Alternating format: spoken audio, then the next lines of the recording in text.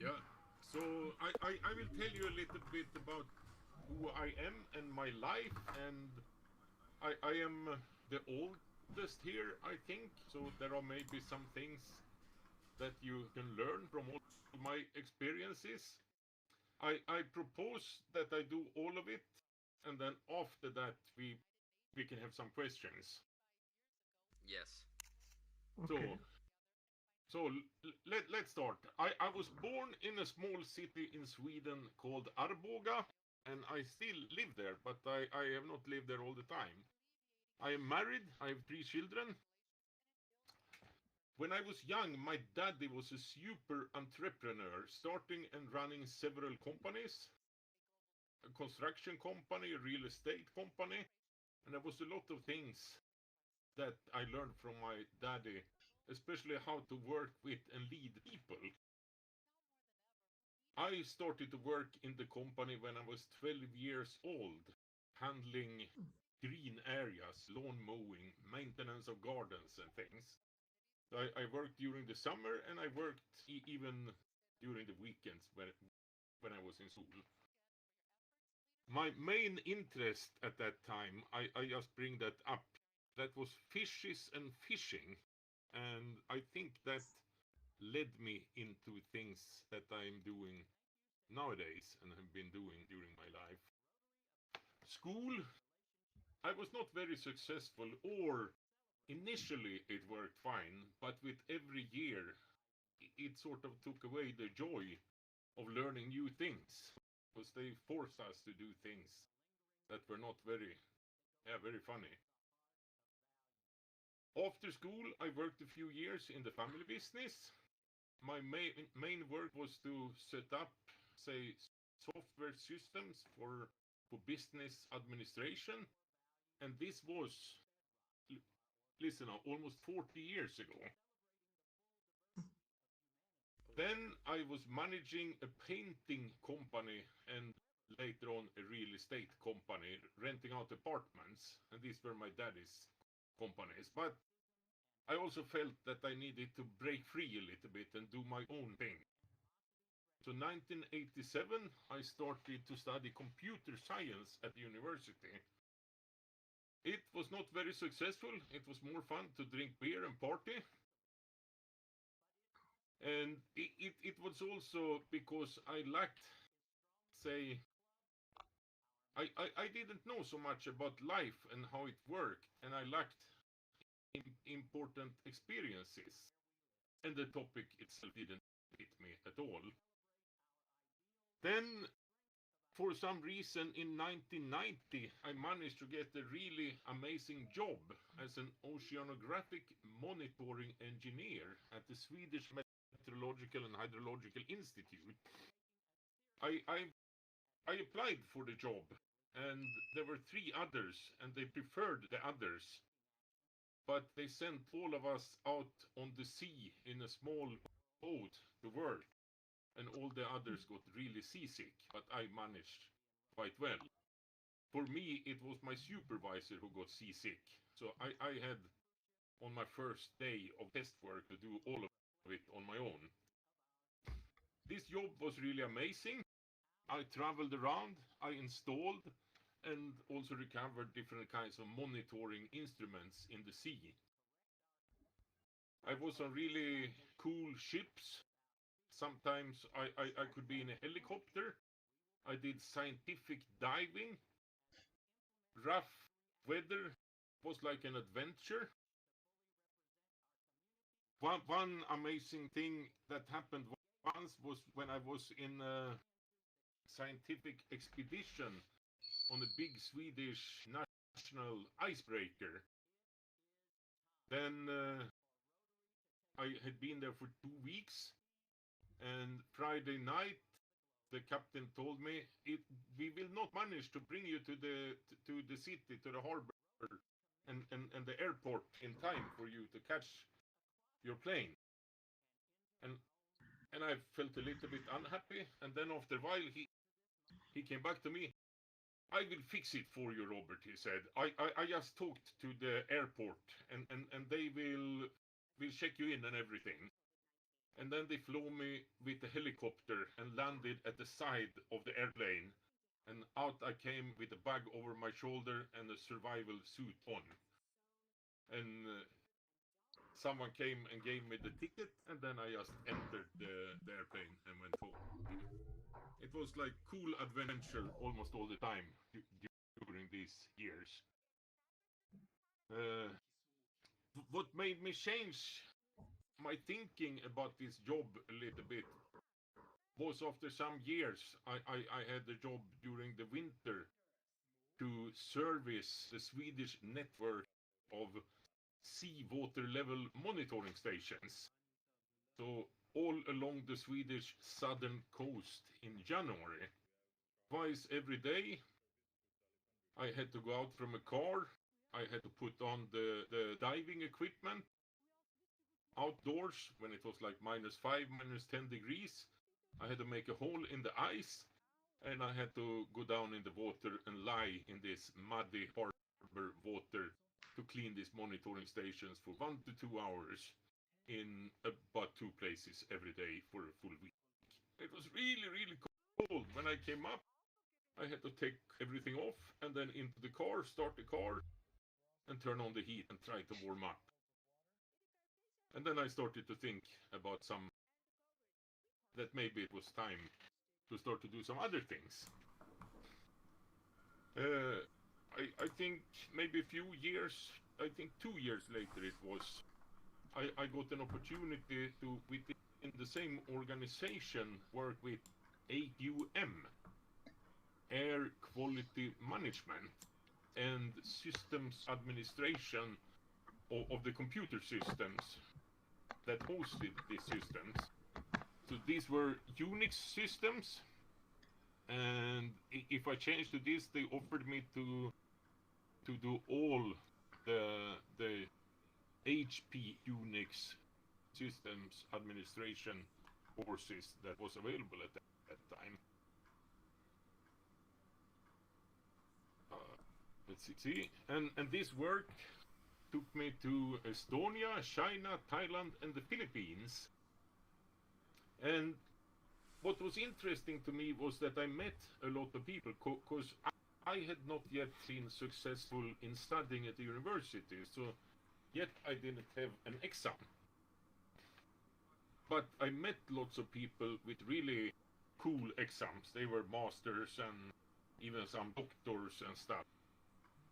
But the people were not anything special still. They were like normal people, and in most of the cases I managed to do things as well as they. And I also learned how to work in projects, which was very different compared to when I studied. When I studied, I got a little bit stressed, and then I usually went to drink beer instead. But when you had a project, you had a customer, and you had a deadline, and you had to do it in time. And the last few days, sometimes, or the last few weeks in other cases, you just work very, very much to finish in time to get paid.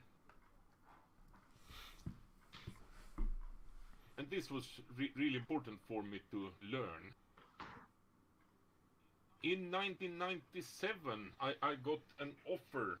There was a person that I met that wanted to work with AQM, Air Quality Management, in Southeast Asia.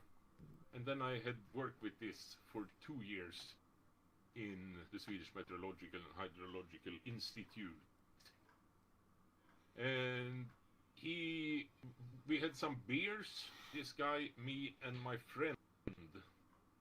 And then he offered us to come working with him and another company in Southeast Asia. We were supposed to handle this AQM market in Southeast Asia for the Swedish Meteorological and Hydrological Institute. And I accepted immediately, and my friend, he's still thinking about it.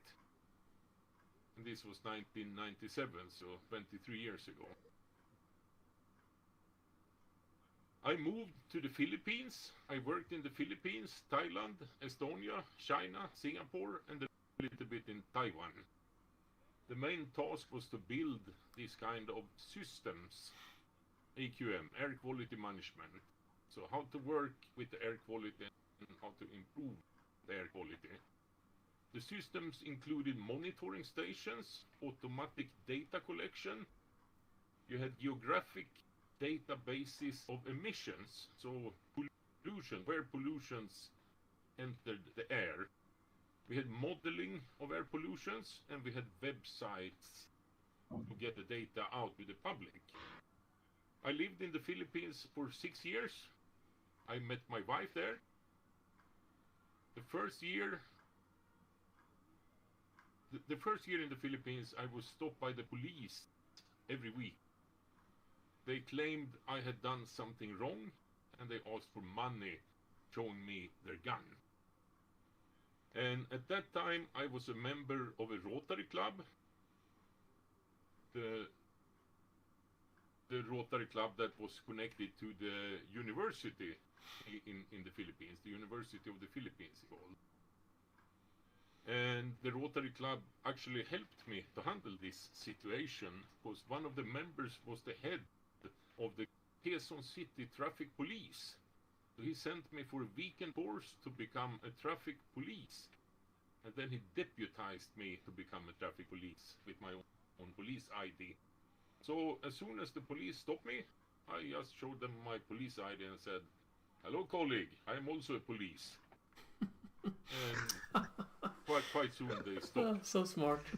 They stopped messing with me. One of you. Yeah. Especially the work in Thailand was successful. And in Thailand there we helped about 12 million people living in Bangkok to get cleaner air to breathe. This was really cool. But after that it also changed me a lot, because after that it felt strange. It felt like I couldn't get like any job. I couldn't work in a factory. I couldn't work to just produce tractors or something. So I was sort of stuck in these ideas about having jobs that could improve the world, to make the world a little bit better place. The work in the Philippines was, however, not very successful, and it was a lot of corruption. End of 2002, we planned for the next phase of the project, and the Filipino counterpart asked us for money. And they wanted almost half of the budget to sign the contract for the third phase of this project. And then I said, no way, and I moved back to Sweden. And before that, we sort of had arranged study visits for the staff at this government agency. We arranged study visits to Sweden. They could learn things and things, and I thought that was okay, but I think it was very wrong to give away money to someone, and the funding came from SIDA, the Swedish Development Authority. It was Swedish taxpayer money, and I couldn't be in a project where we gave away money in that way, bribes. So I left, and the project stopped. Actually, there was no more project because of that. In Sweden, I had a hard time to get a job. I had already 2 children from the Philippines and another one coming. So I went back to the university. I was a bit pressed. I had no other option, it felt like. But I couldn't fail once more with 3 children. And after 1.5 years, my third child turned gravely autistic at the age of 18 months. I could later on, when all of you have talked one time each. I can tell you the story about him, but I can stay here by saying that life got hard, really, really hard. And there was not much sleep. And at the same time, I studied a lot, but this time it worked very well. Because now I had some experience to relate the learning to. My studies really worked well. In 6 years, I did a Bachelor of Science in Biology, a Master of Science in Landscape Ecology, a PhL in Forestry. This is about half a PhD. And then I wrote a PhD about sustainable development. And defended it. And then I worked as a sustainable development researcher for 6 years. It was very challenging because you have to write and publish things all the time. So it required many, many work hours every day. But I worked in countries like Russia, Ukraine, Canada, Finland, Scotland, and Sweden. And I presented the research in several other countries. I published more than 50 research articles. In 2015, I also started an organization in Sweden that had the goal to sort of start multi-sector collaboration for sustainable development. And that was noticed by someone out in the world, so I was invited to be a part of of something that was called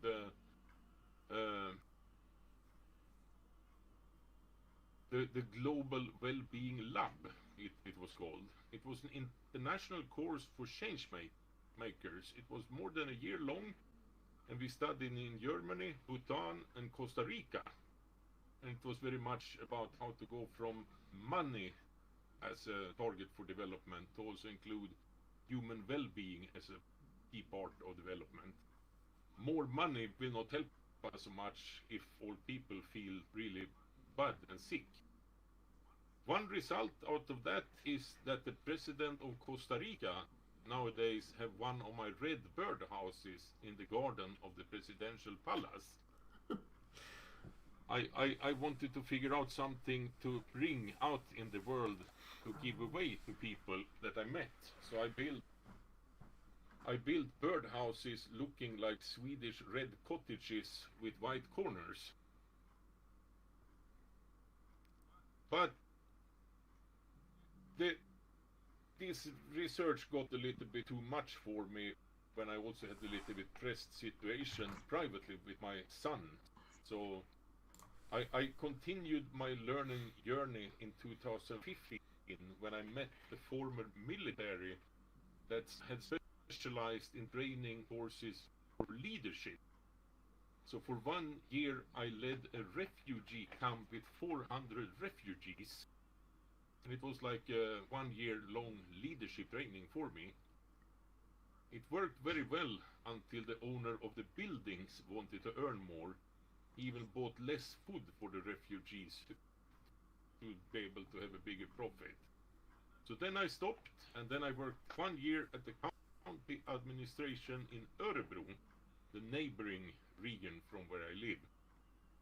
And the topic then was social sustainability. And since 2017, I worked at my own county administration in Västmanland. I work as a climate strategist, and my main responsibilities are collaboration in projects, writing applications, focusing on climate resilient landscape, climate adaptation, and storage of carbon to mitigate climate change. The dream is a number of smaller projects to build the foundation for some really, really big EU-funded projects to really make things change. In addition to my normal job, I'm a board member of the Regional Air Quality Management Council and the Agenda 2030 Council. And since 2015, I also have a, say, non-work project going on where I'm trying to build a special school for problem-oriented learning in the Philippines with inspiration from the concept of Swedish folk high school. And, and this concept was a key for Sweden's development from one of the poorest European countries to become one of the richest European countries. Today we have a project site in the Philippines, we have a small townhouse in the city, and we have our own property along the shore in a place called Catan with a coral reef outside. The first building is in place, a new deep well is in place, and we are connected to powers since about 1.5 years.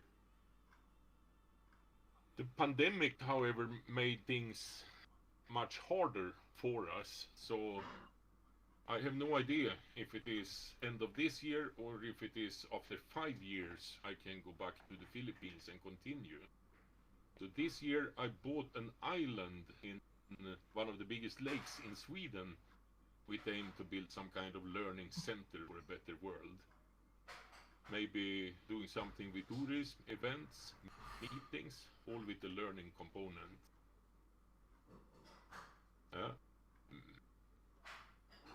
In about 9 years from now, I will retire, and then I do not need to work for a salary every month.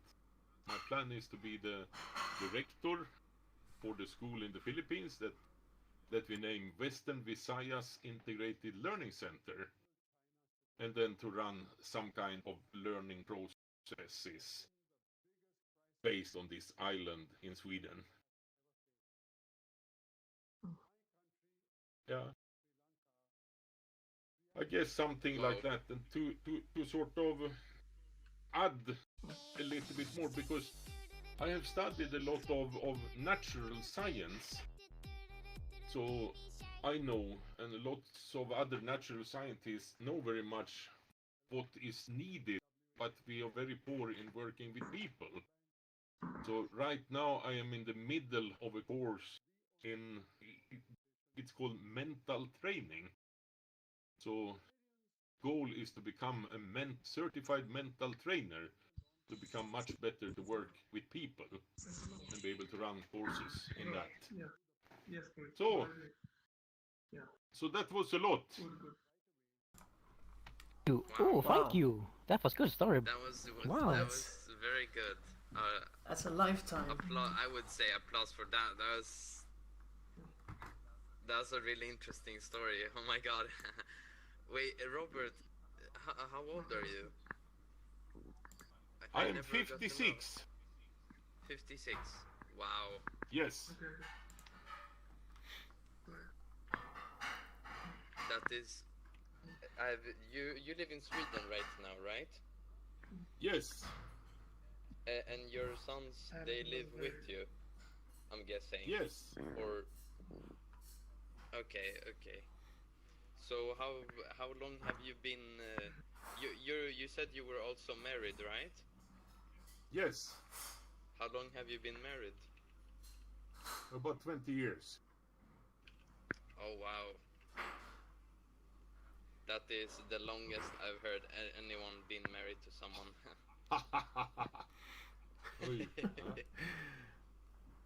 Very interesting. You have my applause and my respect. Thank you. Yeah, it was a very good presentation you did. It's good to know more, because I think even though you are of course a bit older than many of us here, so maybe not everyone feel like they've experienced the same amount of craziness, traveling the world, working for so many places and so on, but it's still very valuable to hear from each and everyone what kind of experiences we have. It's great to hear. Yeah. I think you are very good. Yes, it's very. To start with, Robert, and we'll just work our way through our members and to hear what different experiences we have. Yes, I just want to say that it's very interesting to hear about your experiences, because those are experiences I have never experienced in my life, and I've never, and those experiences are like experiences that, how can you call it, are very,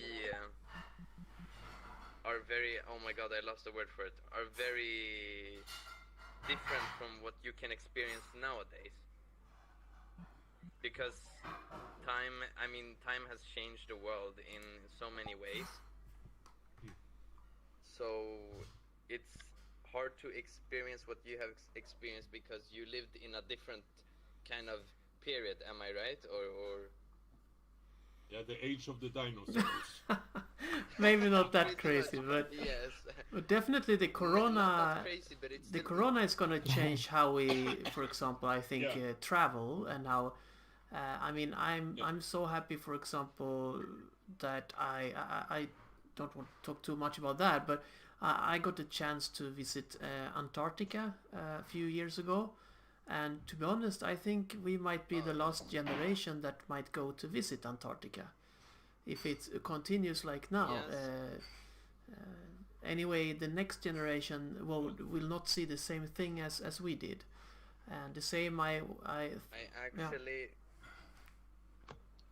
Oh no, keep going. No, Keep going. I'm it's sorry. the same more or less with Tanzania and those places that I visited in Tanzania. It's probably going to be a lot different just 5 or 10 years from now. I don't know if you have snow still on Kilimanjaro, Thomas. Do you? Yeah, we still have some snow, but it's melting really quickly. And it's true that, for example, some other places, like let's say Maasai cultural areas, they are developing to they're developing from the way they used to live all the time, and then you cannot see the houses and the way they've been living since many years. I don't think you understand what I mean, but I mean that the transforming from the cultural environment to modern life, then everything's Exactly, and of course, I mean it's kind of natural, right? I mean if they see what is possible to have with the water, with the electricity, with another way of living, you can't expect like like a whole people, a tribe, or used to live in a certain way. Of course, they want to have a more simple life. But it's in some way sad. I think that's your point. At least that's what I feel. That I was able to go and visit what I would say like real Maasai villages. But I guess one generation from now, the only Maasai village you can visit is the one that is like in the conservation area of Ngorongoro or something. That is like preserved, more like a tourist attraction. And that's not the same thing. That's not the real. Yeah. And I guess you have seen a lot, Robert, on your journeys that probably we will never be able to see or experience. Yeah, you're right. We will never be able to experience stuff that Robert has. But I read a bit about that tribes and stuff, because my homeland is from Chile. I'm from Chile, or my parents are from Chile. I'm Chilean, which is a country in Latin America, and they have tribe people called Mapuche, and they are getting pretty much extinct because the government is corrupt there and they want to take over their land. So because their land is very rich with different stuff, and yeah, it's just very sad to see just them dying out. There's a lot of Chilean civils that are trying to fight against this, but I haven't seen it getting any better yet. So yeah, it's really sad to see stuff like that just going away. And I can add something related to this also, because I was during most of my years in the Philippines a member of this Rotary Club there. And the interesting thing me was that all of the members shared their experiences trying to support each other. So if someone had some ideas or plans, there was always other members to discuss with, to get some advice. So it was really helpful, and it really helped us to grow as persons. So that's why I became interested in Rotary. And I think also, Matt, you should not be you should not give up already. I will continue to do these kind of things until I die. So I will not stop because it is a new world. I will travel to different parts of the world to try to improve the world. And I have invitations from many places right now. But I mainly focus on the Philippines and Sweden because you cannot spread your efforts too much. So I invite you to Tanzania. Yeah, thank you. In 9 years, when I retire, I will be director of this school in the Philippines, and then I will run some kind of center aiming to make things better in the world here in Sweden. So Swedish summers in Sweden and winters working with projects in the Philippines. That's the plan. Sounds like a good life. That sounds like a good plan. Can I point out, like, from your words, I must say that, like, your children are very lucky to have you as a father, you know? It seems like usually some people aren't not very good parents, especially like fathers, but yeah, they are lucky to have like someone as you to help them grow and talk about your experience and stuff. That's what I wanted to say. Thank you very much. And it is a little bit both ways, because if you have a parent that is very active doing things, it might also be a little bit less time at home with your children. So the corona now allowed me to do things that I had not managed to do. So I had started to think quite a lot about this. And this is actually something later on I can tell a little bit about what I've done with my son, especially the last year, because that's also quite amazing. Yes. Yeah, Thomas, but you know, What happened to it's He good. probably disconnected. He might have disconnected, and something, probably his game crashed or his internet died. Sorry, Nichols. That happens to me. No, don't worry. I was just saying that it's better if you do something good instead of doing nothing, like many parents do. Like even in my family, I see that many people just ignore their children. At least you're doing something to make the world a better world. So it's also different. But that's also good, because there are other people here also. So if you participate in this Rotary Club, maybe you can get a little bit of the things that you like in other parts. Yeah, sure. Yeah, it's kind of how, at least in many Rotary clubs, nowadays people are very quick in jumping in and out of different activities. So I don't expect everyone here to maybe stay in this specific Rotary club for like 10 or 15 years. But to be honest, that is how many other Rotarians, they have been in maybe the same club for 10, 15, even 20, 25 years. Going once a week, meeting the same people, and for them it is really like family. I mean, nowadays people, they kind of jump in and out of different activities from day to day or week to week, but the idea is still to, establish relations and good contacts with other people, so that we can do good things in the end. Because we know already, when we talk about doing some video editing, we talk about editing in Unity this world and so on. But later on we'll be doing other stuff, like we'll have discussions of what kind of projects do we want to do in this Rotary Club. Well, I know how to do this and you know how to do that, so why don't we combine our experience, our knowledge, our resources and do like projects. I mean, now Thomas is away, or he crashed or something. But the project we did in Tanzania was between two Rotary clubs. It was the Rotary Club of Stockholm Skärholmen, where I was a member, and the Rotary Club of Moshi in northern Tanzania, where Thomas lives. And we did a project between those two clubs to install a water system for a village of 5,000 people. And that was made purely because of that club. Without that club, that village would not have any water. So that is a very practical thing that we managed to do. And it was fundraising, it was making like information material, like a website. It was different ways of doing fundraisers. It was practical things like getting contacts in Tanzania with the companies that produce different things like pipes and pumps and so on. Well, there were many different tasks that we shared among the members in that club.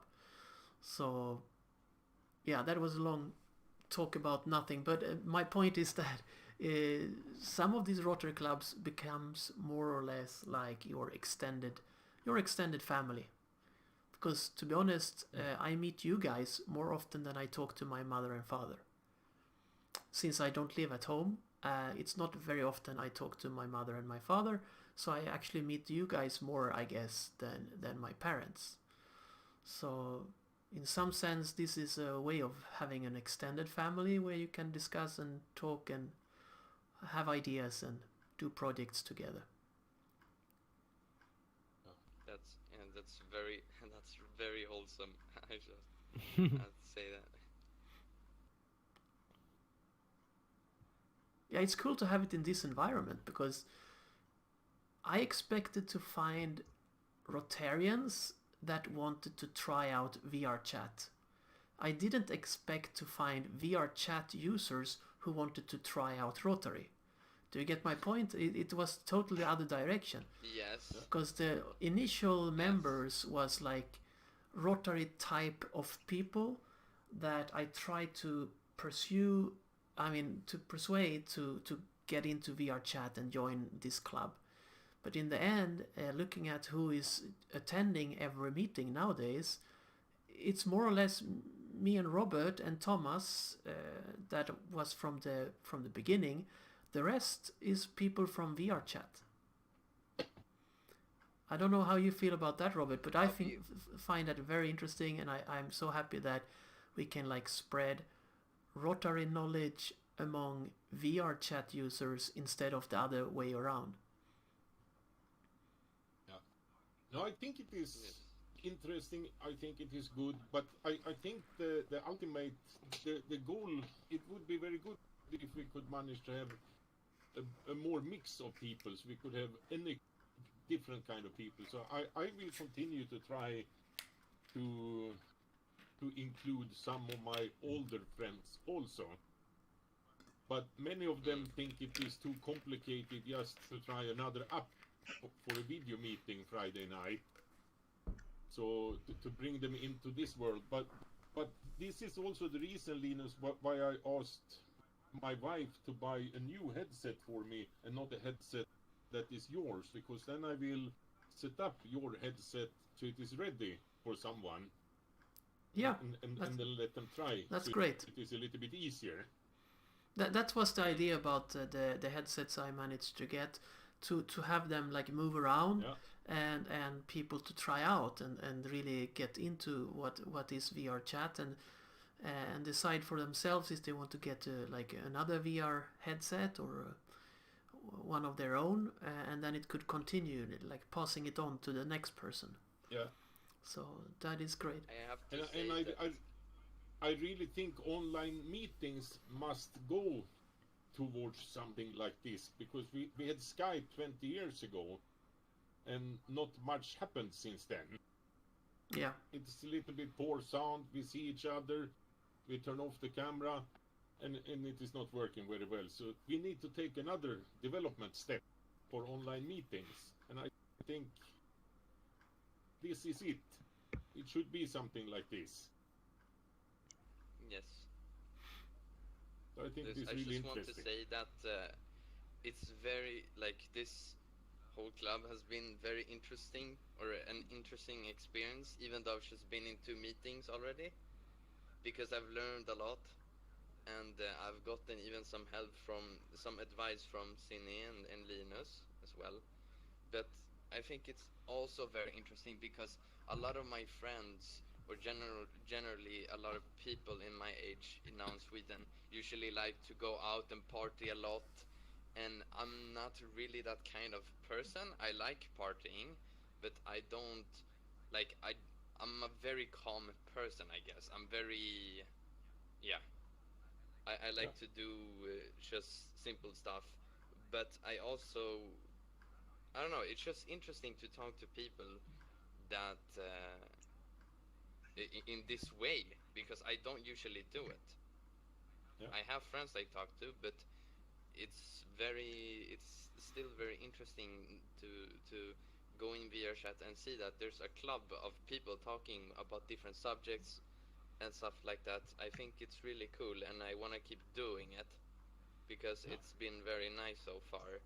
And a lot of things you guys have talked about are very interesting, especially your story, Axel, and your presentation, Sine. So I'm looking forward. Yeah, we are looking forward for next for next week. Yes, I will tell you my story. Yeah, I'm gonna write a manus, so I'm a bit prepared. Yeah. that's And great. the more we Ooh, learn thank about you. each other, the more we can help each other also. So Yes. that's really good. Yes. I have a hard time with this VR chat.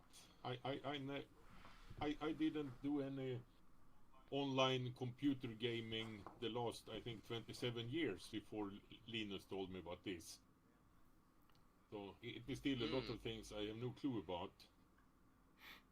And that's why it's so cool that Yeah. you didn't get scared of that, because, like you said, I'm having difficulties having Rotary members to use Zoom, and they only have to click a link. They have to click a link and accept. That's it. Like 2 clicks and you're in the meeting.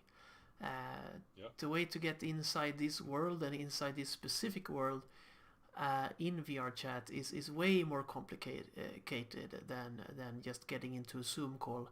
So I'm so glad we have you and a few more that every week manage to get in here, even though not that used to maybe playing other games like this.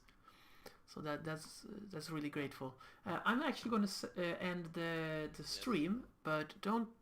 I mean, if you want to stay around and talk more, that's absolutely fine. But then, as you know, so that you know, I'm gonna end the stream now, and from there you are free to talk about any subject. And now you can swear as much Thank you, as Linus. much as you like.